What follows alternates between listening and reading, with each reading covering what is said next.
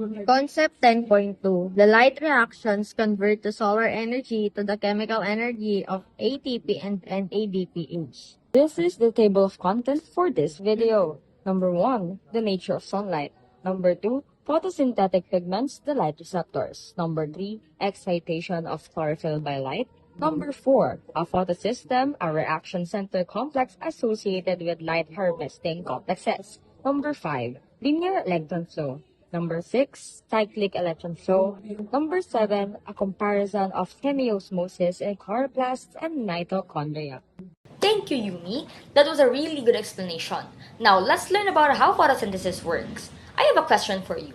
How do plants get their energy if they don't eat like animals? Or what would happen to life on Earth if the sun suddenly disappeared? These questions helps us realize how essential sunlight is for life on Earth and lead into the topic of photosynthesis. So, imagine that the chloroplasts inside plant cells are like tiny solar panels. Their job is to capture sunlight and turn it into energy. Inside each chloroplast, there are stalks of membranes called the thylakoids, which contain special pigments that absorb light. These thylakoids act like mini power stations, converting light energy into chemical energy. Now, these light reactions capture sunlight and produce two important energy molecules, which is the ATP and NADPH. ATP is like a charged phone battery that provides energy when needed, while NADPH is like a delivery truck carrying energy-rich electrons to be used later. Now, let's talk about the nature of sunlight. Light is a form of electromagnetic energy, meaning it travels in waves. The distance between two wave crests is called the wavelength. Different wavelengths carry different amounts of energy. And now we all know that the electromagnetic spectrum includes different types of radiation, such as radio waves, microwaves, infrared waves. There's a lot of radiations. Now, photosynthesis only uses a small part of this spectrum, which is the visible light. Visible light is the only part of the spectrum that human eyes can see. Now, photons. Light can also behave like tiny particles called photons. Photons carry energy which plants absorb for photosynthesis. Now, think of photons as small energy candies that is being handed out by the sun, which plants catch and use. Now, pigments. What are pigments? Pigments are substances that absorb certain wavelengths of light while reflecting others. The main pigment in plants is chlorophyll, which absorbs light for photosynthesis. Now, look at this picture. Chlorophyll absorbs red and blue light but reflects green light. This is why, as you can see in the picture, leaves appear green to our eyes. Now let's talk about the spectrophotometer. Scientists use a spectrophotometer to measure how much light a pigment absorbs at different wavelengths. This machine passes light through pigments and records how much is transmitted or absorbed.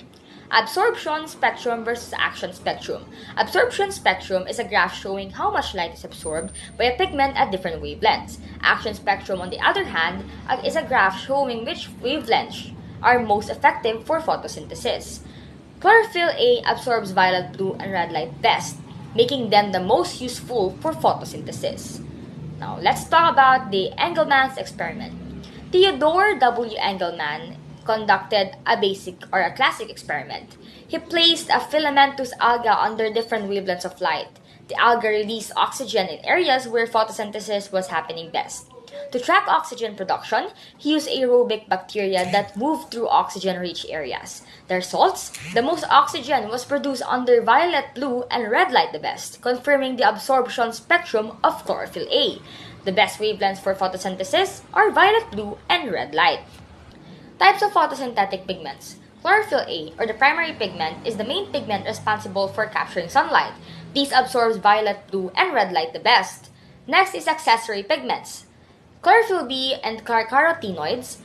Chlorophyll B helps broaden the range of light a plant can absorb, while carotenoids absorbs excess light to protect chlorophyll from damage. They prevent chlorophyll from being damaged by intense sunlight and acting like sunscreen for plants. Now that we're finished, may I call on Reggie-Ann to finish our report? Reggie-Ann? What is up, guys? And now we're going to be talking about excitation of chlorophyll by light. Pigment absorbs light. It goes from a ground state to an excited state, which is unstable. So, when excited electrons falls back to the ground state, photons are given off, and an afterglow called fluorescence. So, if an isolated solution of chlorophyll is illuminated, it will fluoresce, giving off light and heat. As we can see from the figure, photon is given off to the chlorophyll molecule. And as we learned, from ground state, it goes to an excited state. And as time goes by, because it is unstable, it goes back to the ground state, giving off heat and photon, giving that afterglow called fluorescence. Now, we're going to tackle on photosystems. A photosystem consists of a reaction center complex. It is a type of protein complex surrounded by light harvesting complexes. A light harvesting complexes funnels the energy of photons to the reaction center, and a primary electron acceptor in the reaction center accepts an excited electron from chlorophyll A. Solar power transfer of an electron from chlorophyll A molecule to the primary electron acceptor is the first step of the light reactions. As we can see from the figure below, photon is given off to the light harvesting complexes, which then transfers energy to the special pair of chlorophyll A molecules, eventually reaching reaction center complex, which has primary electron acceptor in it.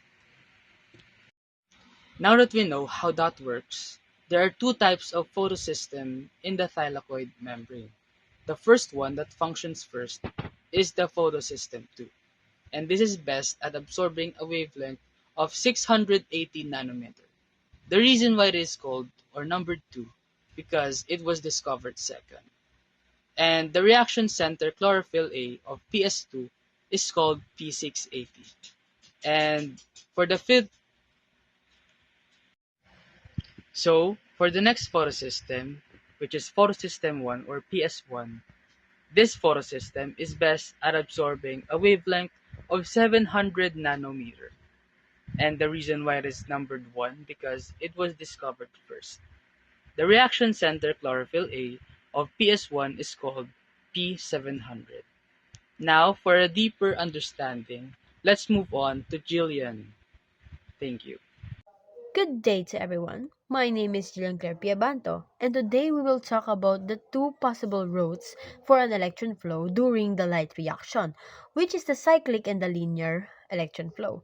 First, we identify what is the linear electron flow. The linear electron flow is the primary pathways that involves both of the photosystems, which is the PS1 and the PS2. This flow produces ATP and NADPH using the light energy that is produced outside the photosystem. So, in the given figure, we can see that the light strikes at the pigment and its energy is passed among the pigment molecules and excites the P680 or the photosystem's number 2 primary donor. Once it excites due to the photon, this P680 gives up an electron to the primary acceptor. We also have what we call the PS680 plus. In this figure, P680 plus is the missing electron. It has a very strong oxidizing agent, especially if P680 gives electron to the primary acceptor. Water or H2O also does the same, but this is split by enzymes, and the electrons are transferred from the hydrogen atoms to the P60 or P680 plus, thus reducing it to the P680 and transfers to the primary acceptor. In this reaction, oxygen can also be produced. Next is we can see that the electron that was given to the primary acceptor falls down to the what we call electron transport chain. In this electron transport chain, this is where the ATP produces. By more electron goes down to the electron transport chain going to the PS1, ATP is produced. So, like for example, in this one, we can see that the primary acceptor or the PS1 is the same as the PS2. The transport light and the or electron coming from the PS2 can also excite the P700 of the PS1, which now loses an electron to the acceptor. We also have a P700 plus. This is an amazing an electron. P700 plus accepts an electron that is passed down from the PS2. The electron coming from the primary acceptor of the PS2 via the transport chain goes to the P700 plus, which is also goes to the transfer to the PS1's primary acceptor as the proton pyridoxine. Then the electrons then transfer to the NADP, like this figure over here. In this figure, we can see that the electron that is transferred from the primary acceptor of the PS1 goes or transfers to the NADP plus and reduces it and turns into an NADPH. We have, for example, this cycle. This cycle, we can see that the proton is put and then the electron goes up to the primary acceptor or this human over here at the top. Then goes to the electron transport chain and goes up again to the primary acceptor of the PS1 and goes down the electron falls down to create an NADPH.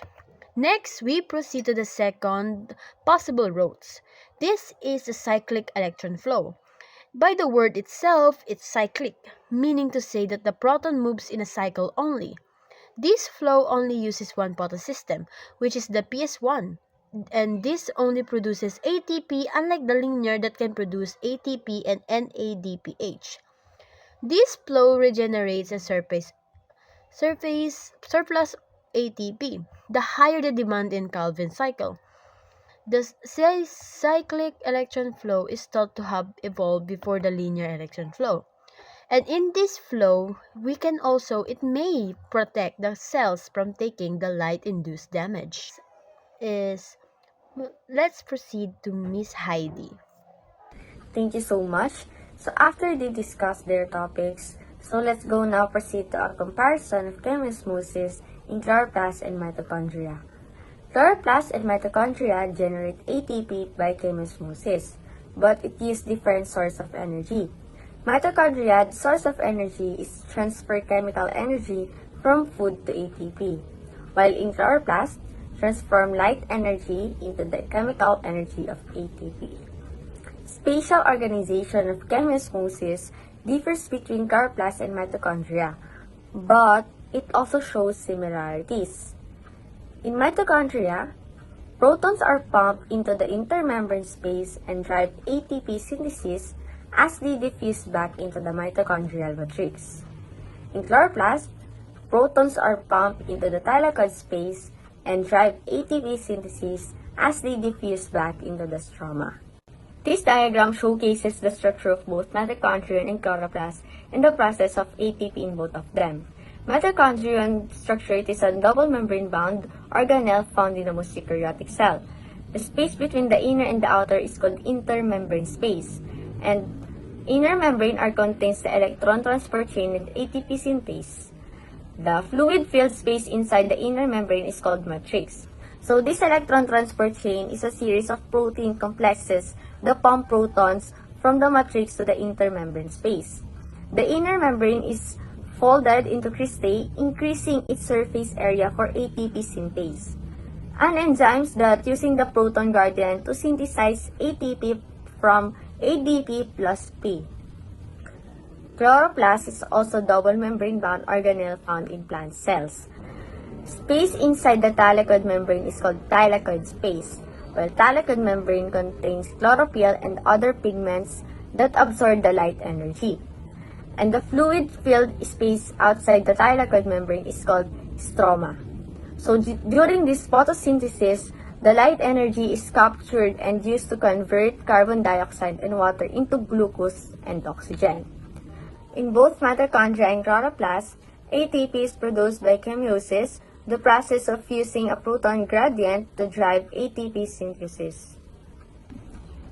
ATP and NADPH are produced on the side facing the stroma, where the Calvin cycle takes place. In summary, Light reactions generate ATP and increase the potential energy of electrons by moving them from H2O or water to NADPH. This image depicts the process of photosynthesis into a chloroplast, specifically focusing on light-dependent reactions.